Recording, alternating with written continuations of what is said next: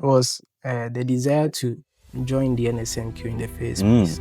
Back in JHS, when I used to watch the contest and past contestants, and I had this huge desire to join the NSMQ.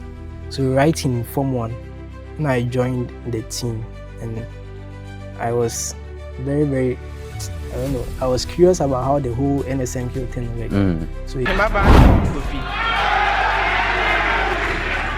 Yes, 7. Telitoki. Yes. Yes, 7. CH3. Yes. I also think it's because I used to learn a lot and I was curious about a lot of things, a lot about the SHS syllabus. So yeah, I hadn't really covered much when I attempted in Form 1. So I made sure that the little that I had covered, I was solid in that part. I was very good. Yeah. So that helped me a lot. Yeah. 7. The substance is heparin. Yes. 7. X is equal to -3, or X is equal to 5, or X is equal to -5. Yes. Yes, 7. -0.35 meters. Yes. I think it's because probably I had invested a lot and there was this huge expectation that we could go all the way. Yeah, like losing also made me a bit like discouraged about it, that we could go all the way but we didn't and we lost. So 7. Point genium. Yes. 7. 2.0 meter per second squared. You are right. Yes, 7. Thulium. Yes. 7. 0.5 meters. You are right. I think at the end of round 2, we still had a little bit hope. It wasn't so bad. Then we picked up the POD sheet and we were like, nah, bruh. Yeah, so we're like, okay, let's try and get 10 out of 10. Maybe it's coming. Yeah. Then we started calculating. Calculating the scores. 7. 36%. Yes. Is that hand up? 7. Go ahead. The gradient is equal to 0. Yes. Go ahead. A fraction with numerator 322 and denominator 99. Yes. I was like, yeah, 3 years now for the what can you do? And I was like, I really appreciate the effort that I put in and also the congratulations I got. Yeah, lots of people encouraging me. Yeah, so I felt appreciative of what they have done for me. Non-argon. You're right. Yes, go ahead. The aortic valve is situated between the aorta and the left ventricle of the heart. Yes. 43. Yes. Sodium hypochlorite. Yes. There are some of you who perhaps don't understand what it takes to climb the ladder of excellence. There are some of you who perhaps don't also understand the heaviness of society's expectations one's shoulders must carry. But there are some of us who perhaps would understand either one of the things I've mentioned. There are some people we look up to genuinely, some people we truly admire, and would even root out for. Today I get to have an amazing correspondent with the GOAT, and I mean the GOAT, in the history books of the National Science and Maths Quiz. He bagged 9 ones in BECE and in the Presidential Award. He's the 2022 champion of the Junior Science and Maths Quiz, the very first ever first-year contestant to reach finals in the National Science and Maths Quiz, bagging 48 A's in all courses during his time at WASSCE, 8 A's in WASSCE, a 3-time contender in the National Science and Maths Quiz, and ultimately being crowned as an all-time legend in the history books of the National Science and Maths Quiz. Quite a long list, I must say. Ladies and gentlemen, meet the infamous Master Stephen Kofi Apemah-Baah, a young star who is in an amazing exploit. Said with us, as you unravel what it genuinely takes to be a part of the top 1%. My name is Augustine. Enjoy the conversation.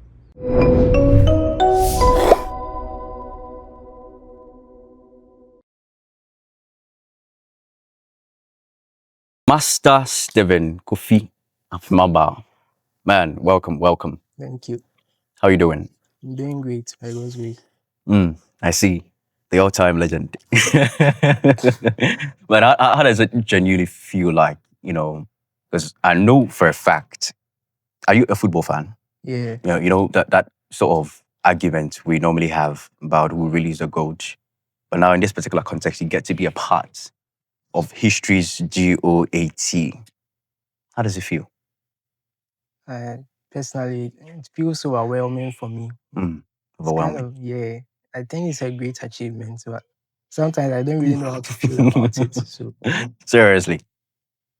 What does it mean if you say you don't really know how to feel about it? back in JHS, I used to watch the NSMQ, and I used to watch the past contestants, and I thought, wow, they do really well, like memorizing the whole syllabus, and they go on stage and they excel. Then when I also participated, I felt that same feeling that, wow, I'm actually doing it, but I didn't know that I could reach this level. So yeah, I think it's overwhelming for me, and yeah, feel very good about Oh, it. that's fantastic. Definitely, we are going to get a bit more into unraveling how this whole journey has been. But before that, I have a theory, Stephen. The whole ideology of expectations, right, is actually what creates a space of a limitation for many people. So, simply put, what do we expect from people in society in turn expecting from us? It puts us in a box where it renders us incapable of actually doing the things we have been proposed to do. I have a simple ask.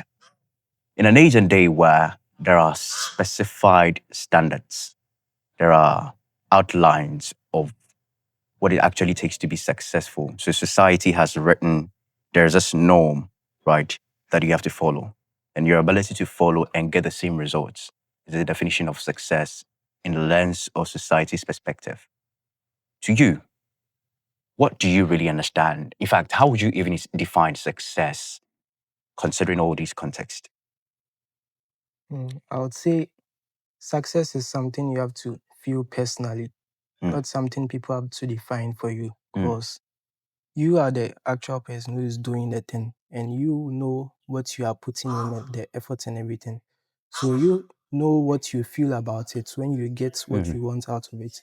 So you can put in the effort and do everything you want. Then you get a certain result. That certain result to be successful based on how you put it, not based on what other people think about you. Because, yeah, like I always say, for example, Elon Musk, Bill Gates, the top guys, you didn't know where they started from. You only heard about them once they became successful. And that's when you set up that limitation of success for them. So the thing is, what you do, that will define how successful you can. Man, I've never really viewed things from that perspective, but coming from you, I think I agree with the perspective that most of the time we fail to see things from what we have genuinely defined as our success, and we get completely overwhelmed by the expectations of society, by the standards that society has actually set down for us. But then coming in with this that we have to do the sort of self-introspection and we have to lay down our own definitions of success. Man, this is solid. Once again, I'm very much appreciated to have you join me here and to have this amazing conversation. Long before Stephen, the success, long before etching your name boldly in the books of history, particularly the National Science and Math quiz, long before this name you have crafted for yourself. For the purpose of those who are watching us, and for the purpose of understanding genuinely who you are, tell us a bit about you. What has the story been? I'm Stephen Kofi Apemah-Baah, as you all know. I was born to Lydia Apema-Baah and my late dad, Oscar Apema-Baah. I have 4 siblings, a brother and 3 sisters. And I attended junior high school at Good Shepherd LCGHS. and then SHS at Opoku Ware. Yeah. And I like to tell myself that I'm a resilient person, and that's how I want people to know me as. Man, well, how so? How so? Because I had this question in mind that I was definitely going to ask you about this. That's in a case where we should, completely erase all the name you have, gotten for yourself. In a case we are to erase completely all the things you have said. For those who are listening today, what do you actually want to be known for in the long run? In the long run, I want to be known for more than just my academic success. I want to be known as a symbol of resilience, a symbol of never giving up, of hard work. Yeah. This is quite deep, but I really want to understand what has been the underlying factor for why you want to be symbolized as a man of resilience. Why so? It's mostly associated with the NSMQ, for instance. Yeah. And also for the fact that can try and it won't work at first, but then later on it will work. So, yeah, that's mostly how it's been for my academic achievements, my academic life in general. Man, this guy is solid. Let's talk a bit more about, the experience way back in, junior high school. Because I remember junior high, for the many of us, not quite a lot of things what we were doing back in those times, But from what I hear and what I have seen, you are doing marvelously well during your time in junior high school. Tell us a bit about how the experience has always been, and more precisely, moving to the space of becoming the 2022 champion in the junior science and maths quiz. What has always been the secret? Tell us a bit about this. Honestly, I think my friends were a big influence because they kept pushing me and we kept pushing each other. Because I remember back in JHS, there was this competition between I and Poku David, the third contestant for this year, and Patmano in Shaye. So the three of us were very good friends and we used to push each other a lot. Like sometimes one person will go and study this particular topic, come back the next day, ask questions, you realize you don't have any idea about it, so you also go and study it. Yeah. So it was a bit of competition between us that led to me being like quickening myself up. Coming in with this, it's the complete opposite direction from what the perception has been. That in an age and day where there's a lot of competition, we end up being, overwhelmed with the competition. So, for example, it's like, we always want to be better, not better than ourselves, but better than other people, right? But coming in with us, that, that sort of positive, healthy competition between your friends. I mean, how important is competition really? And how do people really understand and view competition in a different lens altogether, so that, we don't see competition as a bad thing, but something that can actually be a good thing for all of us? Okay, I think I would consider it in two ways. There is this kind of competition where you are all just competing for a single goal. Let's say a quiz, for instance, a quiz competition. You all want to win a single like trophy or something. And there's competition where you want to outpace yourselves. You are not just aiming for something in general, but you just want to outpace the person you are competing with. So yeah, I think competition in general is supposed to help you to become a better version of yourself. Because you look at what other people are doing and you desire to do better than what you are doing right now to outpace them. And then there's also competition where you want to outpace them to be able to get to that trophy or that single achievement that you all want. Man. That's so good. That you look at competition in a lens that you don't want to be just better than those people, but then you want to be better than what you're currently doing. Man, this is marvelously great. What has always been the one thing that you've held on to? We are definitely going to talk a bit more about your experience as a contestant in the National Science and Math Quiz, but even way back in junior high school, what has always stuck with you? For the many of us, but it feels like you've always known what you genuinely wanted right from the start. For the many of us, when we started, the direction in which we actually wanted to go wasn't clear. And we felt like we're driving along the ways of what has been dictated for us.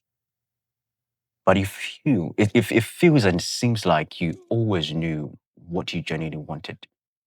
What do you have to say to this? I would say the opportunities are available. Then you have to assess yourself. You have to see, what am I good at?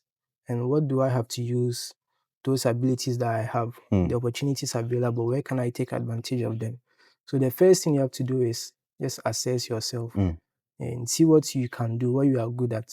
So once you're able to see what you are able to do, your abilities, that's where the path comes in. That's where the opportunities will begin to open up. Begin to explore opportunities to see where I can channel that ability, where I can be able to use that ability well. Have you always been passionate about, moving into the space of science? Yeah, a lot. At what particular point in time did you realize, this is the part for me? At what particular point in time did you realize that? When I was young, my parents used to take me for those fun fairs. And so I think I got passionate about them when you could go and they'll be selling these small cars there, those ones that we used to play with. Yeah, and I was a bit interested about how they used to work, so how they were manufacturing such cars, like the Transformers, those toys that. Yeah. So I think that's what sparked the interest of science in me. Now, is that curiosity satiated? A lot of curiosity. Let's talk a bit more about your time in senior high school, right? Moving into the space of science and exploring opportunities, like you said. What actually propelled you to become a contestant in the first place? Because as boldly written in the history books of the National Science and Maths Quiz, you're the very first ever first-year student to contend in this particular competition. What really pushed you? Because at that time, what that meant was that you became the David on the battlefield with the many Goliaths in that contest. What really propelled you to be a part of it? Was the desire to join the NSMQ in the first place. Back in JHS, when I used to watch the contests and past contestants, and I had this huge desire to join the NSMQ. So right in Form 1, when I joined the team, and I was very, very, I don't know, I was curious about how the whole NSMQ thing worked. So yeah, that also helped me. It propelled me to join the NSMQ and start that process of learning and everything, learning ahead of my mates and all that stuff. Man, I'm just wondering this, that being more or less like a novice in the game, you've now moved into that category. And so what that means is that you'd have to do double of what the ordinary man would do so that you catch up with what the gameplay actually is. I've always wondered this. What does it really take to be, a part of that top 1%? Because obviously, being a very first timer and to be part of the contestants, go for a first time, second time, we're definitely going to talk about all these number of times you've been there. But to be a part of the contestants in the first place, it took some level of grit. It took some level of diligence. It took some level of determination, right? What does it really take? In fact, what did it actually take for you to get to that standard? Not only to, view things from afar, but to now sit and dine with tables of great people, particularly in the context of this competition. It's always been God's grace, and that's the top part. That's the number one, God's grace, that took me that far. And it's because I also think it's because I used to learn a lot and I was curious about a lot of things, a lot about the SHS syllabus. So yeah, I hadn't really covered much when I attempted in Form 1. So I made sure that the little that I had covered, I was solid in that part. I was very good. So that helped me a lot. Back in high school, I remember, whatever you want to, you're actually going to write an exam. You're propelled to cover almost everything. But then coming in with this, that you don't necessarily have to, cover everything to know that you can do this. But even a little thing that you abreast yourself with, you make sure you master all of them. This is quite incredible. Now you've gone into the space, competed with your fellow colleagues, and you've moved through the ranks to ultimately be part of the finalist. But quite unfortunate, you're unable to raise your hands to get a hold of the trophy. As a very first timer, and realizing you've been able to move through the ranks, through the miles and all the phases with your team. How did it really feel like? In Form 1, yeah, it felt painful because Painful. yeah. A lot of people ask me about why I was crying because Form 1. Yeah, man, because Yeah. you just actually joined the game. So what at all would even make you cry? Because you're a first timer, and a first year, there's more for you. So why? I think it's because probably I had invested a lot and there was this huge expectation that we could go all the way. Yeah. Like losing also made me a bit like discouraged about it, that we could go all the way, but we didn't and we lost. So yeah, I think it was that one point that like it just went into me and it made me cry a lot. This is highly unbelievable. But because it's highly understandable if you go for a first time and then okay, you don't want to go anymore. But then to come for a second time, what has always been that fuel you've had inside to even go for a second time in the first place? Well, this contestant, I think, PC Aiden. Yeah, I was inspired by how he lost in his quarterfinal the previous year, but then he came back and won it. Yeah, so that story fueled me a lot to like attempt the second time, and also the added experience also gave me that vim to be able to come back again. Man, conveying one single clear memo that regardless of what the outcome may be, you always have to come back stronger. That, as the saying goes, when you fall down 7 times, come back at the 8th time. So coming in with this, that even though you went for the first time and the expected outcome was not the same, you didn't really have to mean you'd have to drop off the game, but then you come back stronger and then reach out again. But quite unfortunate, coming back even for the second time, the outcome was also man, I've always wondered, has there ever been a time where, like you felt, nah, this is not for me?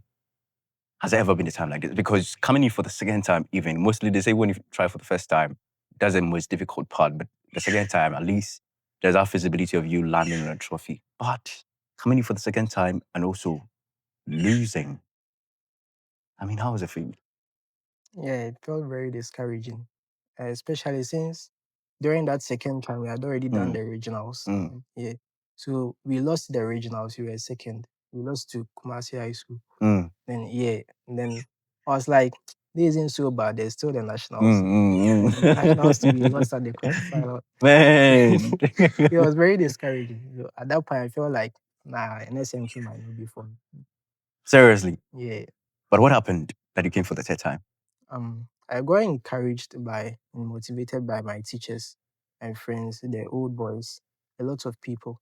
They told me that it's not so bad. You can still try a third time. Even if you don't make it, you become like a legend for trying 3 times. Man. But okay, let's get it from this view. Okay, you've gone for a second time, you lost.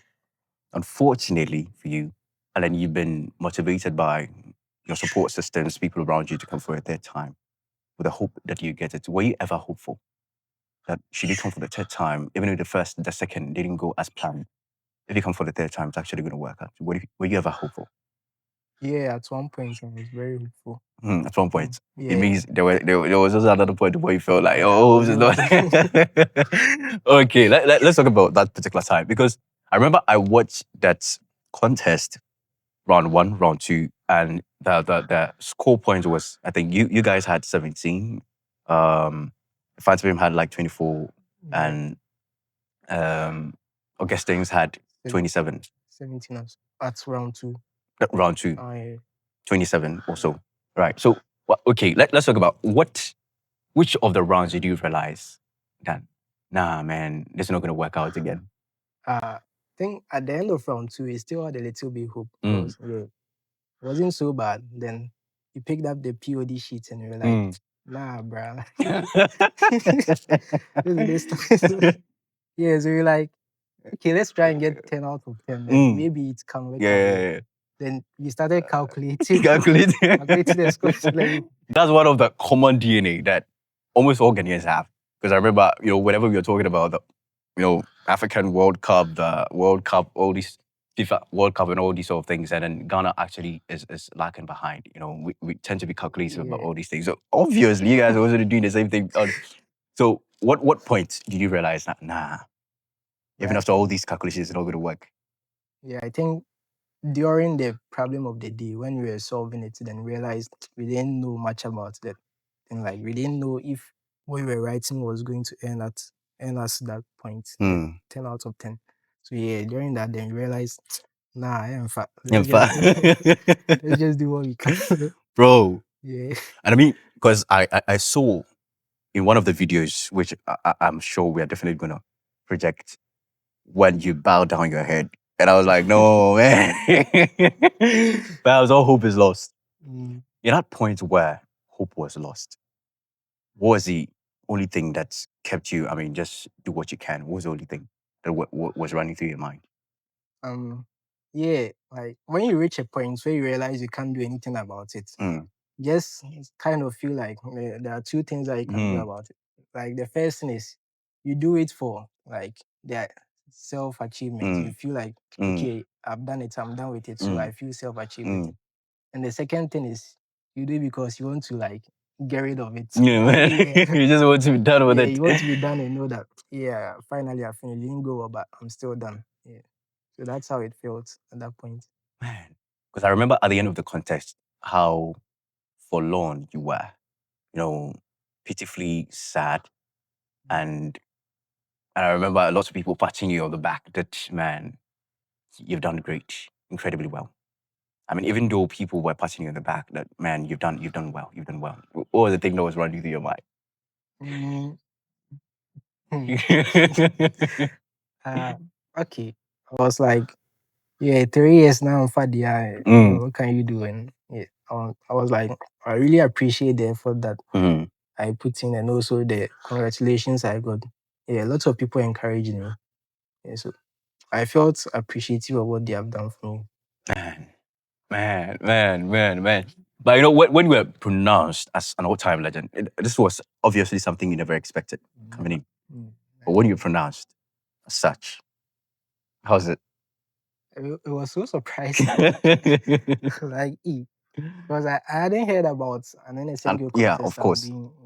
So I was so surprised that I didn't win. So like, why are they giving me that? Then she said like, for participating 3 times, and I was like, okay, that's, once you actually think about it, it's a very good feat. It's a great feat, a big achievement. So yeah, at least I that makes up for being unable to carry the trophy back home. Yeah, little. The all-time legend. Man, what has always been, that thing that you've always held on to, that even when the going gets tough, when the days get hard and hard, you always get back on your feet and then do what you must? What has always been that one thing you've held on to? Yeah. I think in the Bible it states that whatever you do in word or deed, should do it all to glorify our Lord Jesus Christ. So it's that quotation that inspires me, that whatever you do, you have to do your best. And like, even if you feel like you have to give up, you have to put in your best, because you are doing it for the glory of Jesus Christ. You are not just doing it for yourself. This is fantastic. The legend. You know what? There's this saying, coming in with us, you're definitely a believer of the faith. There's this saying that there's nothing new under the sun. And so, in a different context, there are many people who perhaps have gone through that sort of difficulty, having a lot of expectations from society weighing down on you, and then you feel like you have to put in all the work to meet such standards. Perhaps there are a lot of people who perhaps find themselves in a difficult spot, and they need that touch of resilience that you've always carried with you. I want you to have the platform, right, to speak directly to my audience. Couple this with the best advice you've ever gotten throughout all these years, right? So for those of you who perhaps share that similar experience as you've once had, or perhaps would even be in a different experience altogether. I just wanted you to have the platform, speak directly to them. What would you have to say? What I have to say is, first of all, don't do it with your own strength. Do it with the strength of God. Pray about it. Because you may have the abilities, you may be able to do it, you may be strong enough, but you can't be strong enough without God's strength. You can't overcome everything on your own. So you need God's strength. And also, you don't have to follow the expectations that are set for you.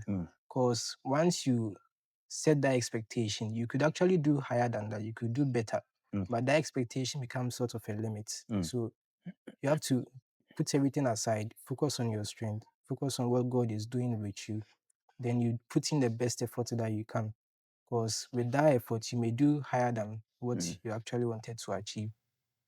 Man, that's a memo, right, from the all-time legend, three-time contender. I mean, I think about all the achievements you've had. Attaining 9 once in BECE, the 2022 champion for the junior science and math quiz, obviously. Attaining 48 A's in all 6 semesters back at the time where you were in WASSCE, 8 A's in WASSCE. Man, I think about all these achievements. I don't know how possible it is. If you can, at least lend me a couple of honorarium to add to my say, because this has been unbelievably awesome. Right. I was having a conversation with a few people and they wonder if Stephen ever has social life. You know, there's this perception that, okay, yeah, Stephen is quite introverted and a booklon, obviously, all the time, fixated on books and all of that. But I wonder, so I just want to ask this question for those who definitely would be watching us. What do you normally do when you're free? I do a lot of stuff. Really? Such as? First thing is I sleep. Like I like sleeping. Yeah. And second thing is movies. Yeah, I watch a lot of movies, series, full movies, stuff. Yeah. Then I listen to music. And last but not least, I'm always on social media. Seriously? Especially Instagram. Somebody who is presumably a booklon does all these things, man. This is quite unbelievable. And you sleep.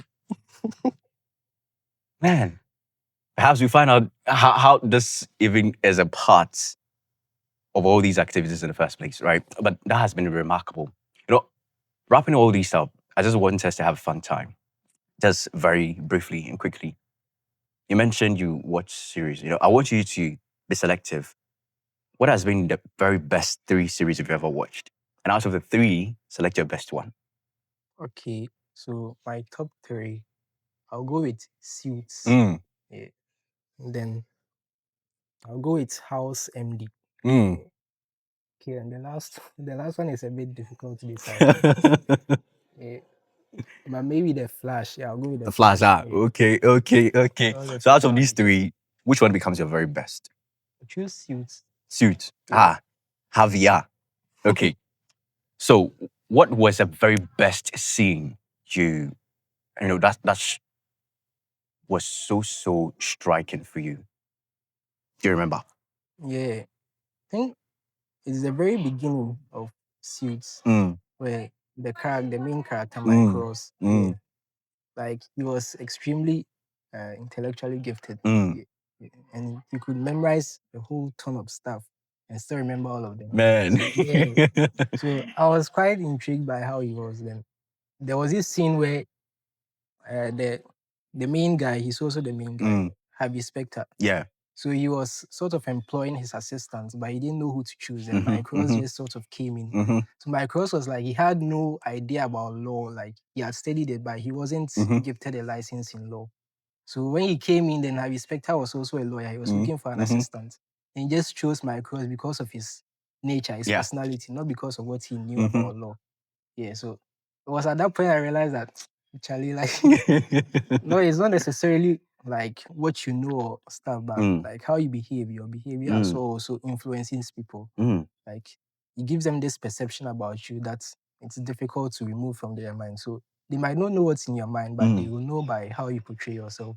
Man. This has been awesome. You know, wrapping it all up, Steve, what is the way forward? You know, I understand you've applied for a number of universities, and so, I mean, what's do you plan? What was the game plan for you? Which area do you want to specialize in? Engineering in general. Yeah, so I applied for biomedical engineering at KNUST, and by God's grace, I got in. So yeah, I'm in biomedical engineering. Oh man. So I'm very interested in that place, engineering in general. Yeah. I see. Congratulations. Thank you. I mean, for being accepted in KNUST. This has been quite an amazing conversation. And thank you for honoring our invitation to be here and to share this wonderful insight. I mean, I appreciate you, man. The all-time legend. Right. So this has been quite an amazing conversation that we have had. That's my guest, Master Stephen Kofi Apemah-Baah, a 3-time contender in the context of National Science and Maths quiz, and ultimately being crowned as an all-time legend in the history books of National Science and Maths quiz. This has been quite incredible, and I believe you also enjoyed the conversation. Until next time, do have a wonderful day. My name is Augustine, and this is Work Life.